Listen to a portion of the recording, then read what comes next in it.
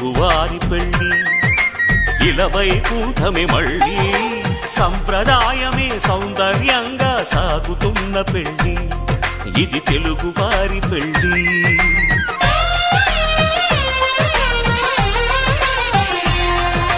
తెలుగువారి పెళ్ళి ఇలవైకుంఠమే మళ్ళీ సంప్రదాయమే సౌందర్యంగా సాగుతున్న పెళ్ళి ఇది తెలుగువారి పెళ్ళి. ఒకరికి ఒకరని అనుకుంటే అదే నిశ్చితార్థం, ఆ నిర్ణయానికి తలవంచడమే పెళ్ళి అంతరార్థం. శతమానం భవతి అంటూ